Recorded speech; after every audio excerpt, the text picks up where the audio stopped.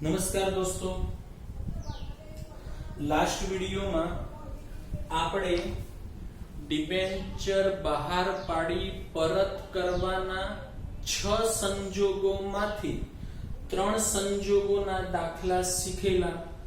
એ ત્રણેય સંજોગ કયા હતા કે જેમાં ડિબેન્ચર મૂળ કિંમતે પરત કરવામાં આવે છે। હવે બાકીના જે 3 સંજોગ છે કે જેમાં ડિબેન્ચર પ્રીમિયમે પરત કરવામાં આવે એના દાખલા આપણે શીખીશું। તો સ્ટાર્ટ કરીએ છીએ આપણે દાખલા નંબર 16 અને સંજોગ નંબર 4 આવશે જેને આપણે ડી કહીશું, A B C D। ચાલો દાખલા નંબર 16 રકમ વાંચું છું। સત્યમ લિમિટેડે તારીખ 1/7/2017 ના રોજ ₹100 નો એક એવા 8% ના 12000 ડિબેન્ચર મૂળ કિંમતે બહાર પાડ્યા। ડિબેન્ચર મૂળ કિંમતે બહાર પાડ્યા જે તારીખ 30/6/2023 ના રોજ ડિબેન્ચર દીઠ ₹115 ની કિંમતે પરત કરવાના છે। બહાર પાડ્યા મૂળ કિંમતે 100 રૂપિયામાં, પરત કરવાના 115 15 વધારે આપવાના। તો મૂળ કિંમત કરતા વધારે આપીશું તો એને પ્રીમિયમ કહેવાય। તો સંજોગ કયો બનશે? મૂળ કિંમતે બહાર પાડી પ્રીમિયમે પરત। તો અહીંયા લખું છું ડિબેન્ચર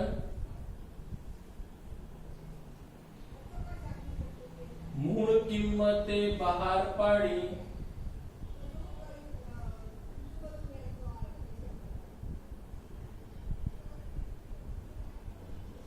પ્રીમિયમે પરત।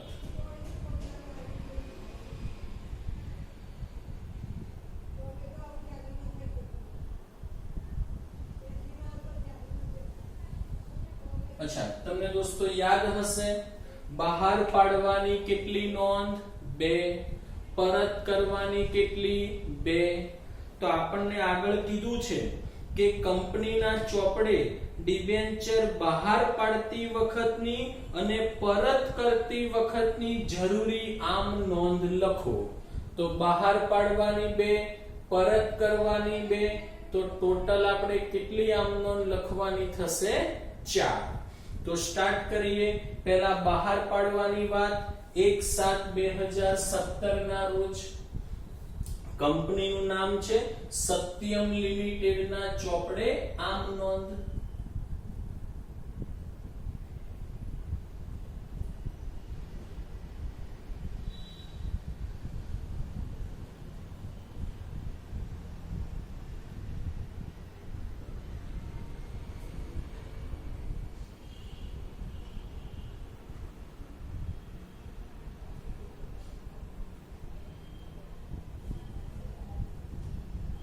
ચાલો 1/7/2017 મૂળ કિંમતે બહાર પાડ્યા। શું આમ નોંધ બનશે દોસ્તો? બેંક ખાતે ઉધાર તે 8% ના ડિબેન્ચર અરજી અને મંજૂરી ખાતે। બેંક ખાતે ઉધાર મૂળ કિંમતે બહાર પાડ્યા 12000 ગુણ્યા 100 તે 8% ના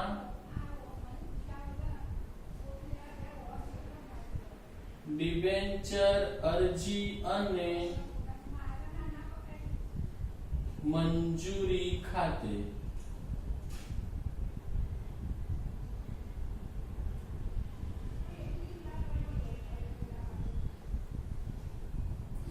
ચાલો 12000 ગુણ્યા 100 12 લાખ।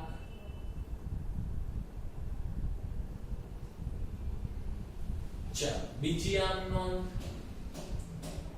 1/7/2017 અરજી અને મંજૂરી ખાતું બંધ કરીશું 8% ના ડિબેન્ચર અરજી અને મંજૂરી ખાતે ઉધાર અરજી અને મંજૂરી ખાતે ઉધાર તે 8% ના ડિબેન્ચર ખાતે મેં અગાઉ भी દોસ્તો આપને કહ્યું છે કે અહીંયા ડિબેન્ચર ખાતે જ્યારે આપણે જમા કરીએ ત્યારે હંમેશા અહીંયા મૂળ કિંમત જમા થવી જોઈએ મૂળ કિંમત જમા થાય 12 લાખ 12 લાખ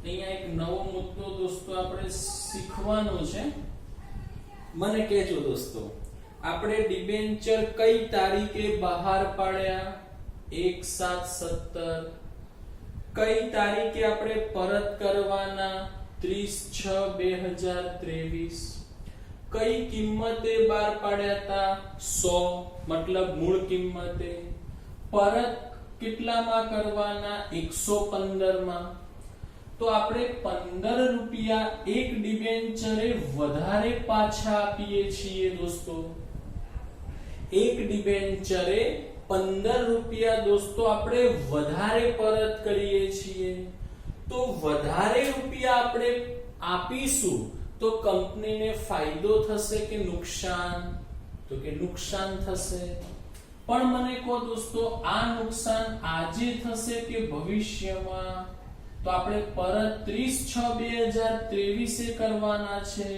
તો નુકસાન ક્યારે થશે ભવિષ્યમાં થશે હવે આપ સર્વે 11મા ધોરણમાં હિસાબી ખ્યાલો સિદ્ધાંતો અને પ્રણાલિકાઓ ભણેલા જેમાં એક ડાહપણ યોગ્યતાનો સિદ્ધાંત આપણે ભણેલા ડાહપણ યોગ્યતા આનું બીજું નામ રૂઢિચુસ્તતા પણ હતું જૂના કોર્સમાં તો ડાહપણ યોગ્યતા અથવા રૂઢિચુસ્તતાના સિદ્ધાંત અનુસાર ધંધામાં ભવિષ્યનું જે નુકસાન હોય એની જોગવાઈ આજે કરવી પડે જો તમારામાંથી કોઈને યાદ હોય તો ડાહપણ યોગ્યતા કોને કહેવાય તો ધંધાની અંદર ભવિષ્યના નુકસાનને ધ્યાનમાં લેવું પરંતુ ભવિષ્યની આવક ધ્યાનમાં ન લેવી તેને રૂઢિચુસ્ત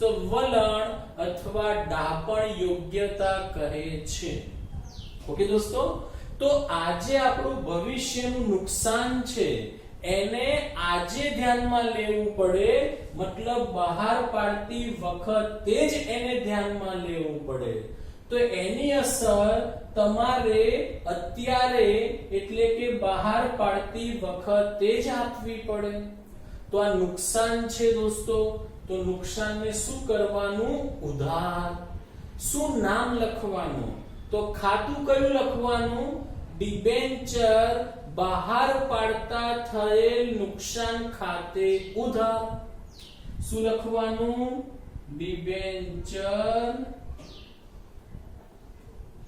બહાર પાડતા થયેલ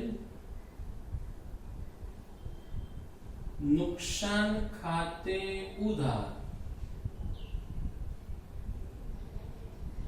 12,000 ડિબેન્ચર એક ડિબેન્ચર નું પ્રીમિયમ 15 રૂપિયા એટલે 1,80,000 થશે હવે આપણે દોસ્તો દ્વિનોંધી નામા પદ્ધતિ ભણીએ છીએ ડબલ એન્ટ્રી સિસ્ટમ તો જેટલા ઉધાર કરે એટલા જમા બી કરવા પડે તો કેવી કોને જમા કરશો તો બહાર પાડતા થયેલ નુકસાન આપણે ઉધાર કર્યું પણ મને કહો આ રૂપિયા આપણે આપી દીધા કે આપવાના છે તો કે ભવિષ્યમાં આપવાના છે હજી આપ્યા નથી તો આપણું શું કહેવાય દેવું તો દેવું સમજીને આપણે જમા કરીશું કયું નામ લખીશું તે ડિબેન્ચર પરત પ્રીમિયમ ખાતે શું નામ લખીશું દોસ્તો તે ડિબેન્ચર પરત પ્રીમિયમ ખાતે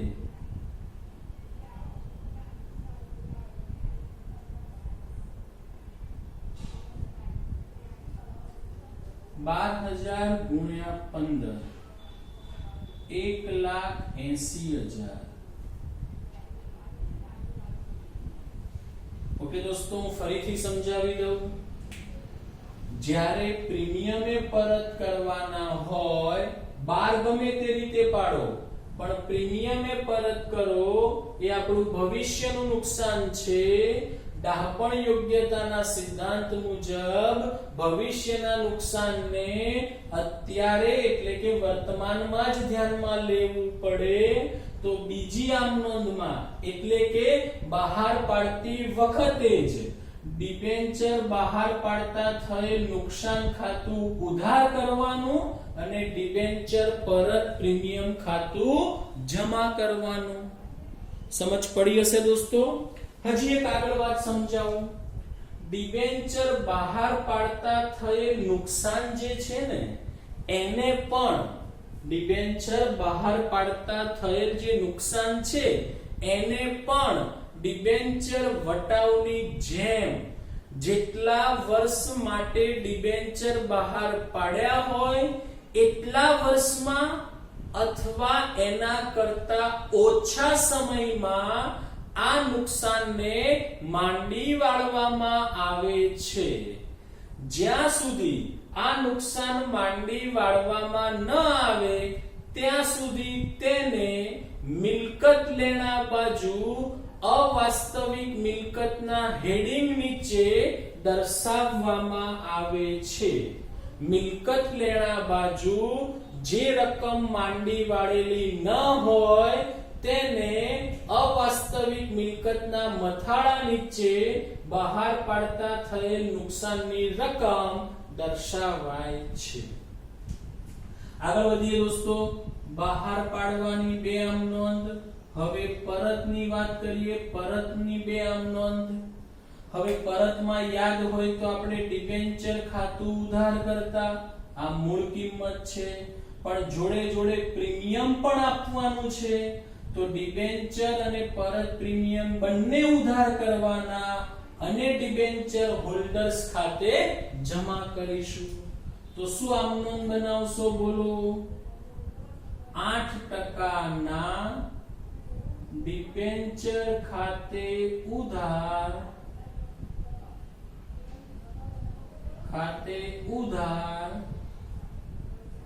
ડિબેન્ચર પરત પ્રીમિયમ ખાતે ઉધાર તે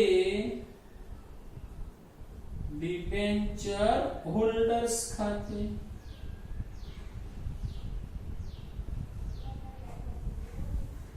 ચાલો 12 લાખ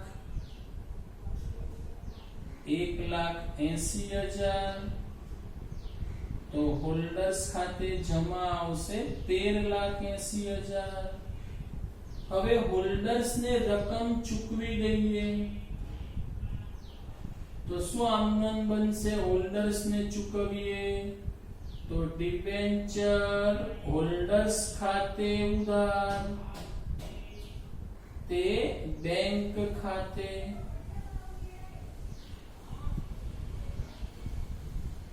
₹13,80,000। ઓકે દોસ્તો, આગળ વધીએ। દાખલા નંબર 17 વાંચું છું રકમ। શિવમ લિમિટેડે તારીખ 1/4/2017 ના રોજ ₹250 નો એક એવા 7.5% ના 8,000 ડિબેન્ચર 5% ના વટાવે બહાર પાડ્યા। 5 વર્ષ બાદ તારીખ 31/3/22 ના રોજ બધા ડિબેન્ચર પરના નાણાં 10% ના પ્રીમિયમથી પરત કરવાના છે। બહાર પાડ્યા વટાવે પરત કરવાના પ્રીમિયમે, તો કયો સંજોગ થશે? ડિબેન્ચર વટાવે બહાર પાડી પ્રીમિયમે પરત. પાંચમો સંજોગ. આગળ વાંચીએ. કંપનીના ચોપડે જરૂરી આમ નોંધ લખો. તો ચલો પહેલા હું હેડિંગ મારી દઉં છું. ડિબેન્ચર વટાવે બહાર પાડી પ્રીમિયમે પરત.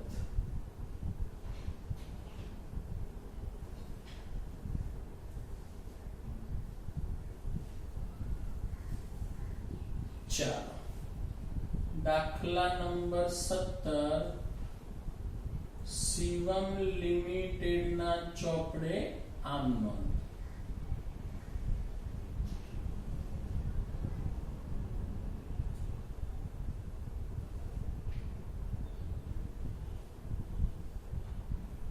એક 4 17 બહાર પાડ્યા.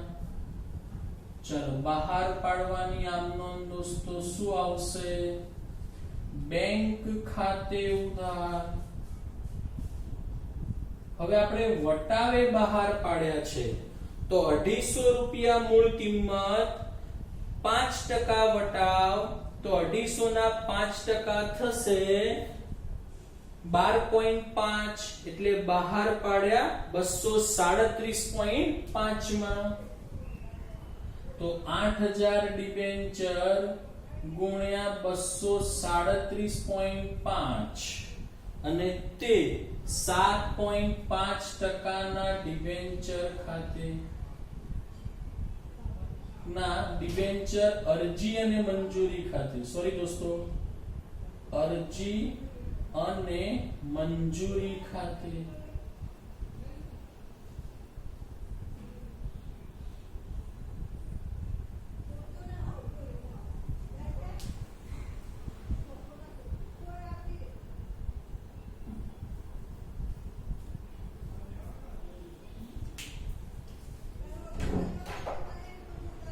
कैलकुलेटर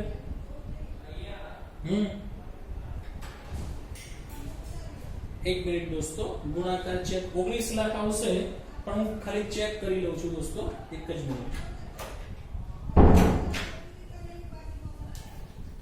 8000 ગુણ્યા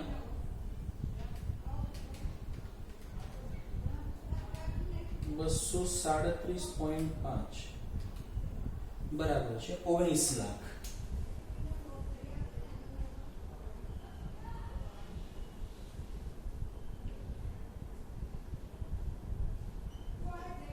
ચાલો હવે સેકન્ડ નામમાં કેવી રીતે બહાર પાડ્યા છે? વટાવે. તો યાદ હોય તો આપણે એવું કહેતા કે વટાવ હંમેશા મંજૂરી વખતે અપાય, જો ના કીધું હોય તો. અને આમ નોંધ નંબર 3 માં ઉધાર થાય, પણ અહીંયા તો અરજી અને મંજૂરી ભેગા છે, તો આ વટાવ ઉધાર કઈ આમ નોંધમાં થાય? બીજી. તો અરજી મંજૂરી ઉધાર, વટાવ ઉધાર અને ડિબેન્ચર જમા. તો શું આમ નોંધ બનાવીશું આપણે દોસ્તો? 7.5% ના ડિબેન્ચર અરજી અને મંજૂરી ખાતે ઉધાર 19 લાખ, પછી ડિબેન્ચર વટાવ ખાતે ઉધાર 8000 ગુણ્યા 12.5 1 લાખ અને તે 7.5% ના ડિબેન્ચર ખાતે મૂળ કિંમત આવશે 8000 ગુણ્યા 250.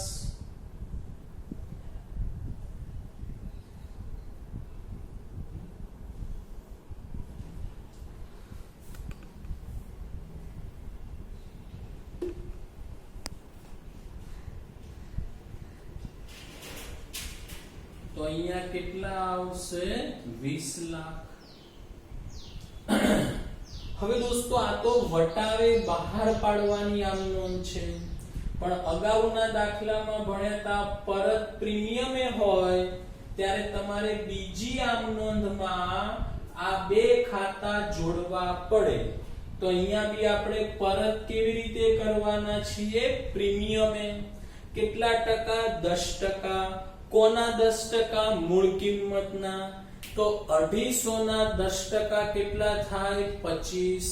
તો 25 રૂપિયા એક ડિબેન્ચરે વધારે આપીશું, કંપનીને નુકસાન થશે। તો આપણે બીજી આમ નોંધમાં અત્યારથી નુકસાન ભવિષ્યમાં થવાનું છે, પણ એની જોગવાઈ અત્યારે કરી દેવાની। તો બે ખાતા, એક ઉધાર કરીશું, એક જમા કરીશું। કોને ઉધાર કરવાના? ડિબેન્ચર બહાર પાડતા થયેલ નુકસાન।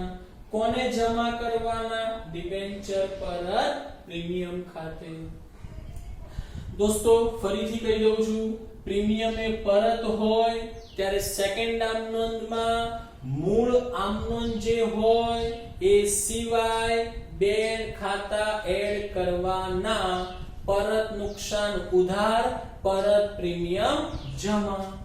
તો અહીંયા આપણે ઉધાર કરીશું, ડિબેન્ચર બહાર પાડતા થયેલ નુકસાન ખાતે ઉધાર 8000 ગુણ્યા 25 2 લાખ। તે કોને જમા કરીશું? ડિબેન્ચર પરત પ્રીમિયમ ખાતે 8000 ગુણ્યા 25 2 લાખ।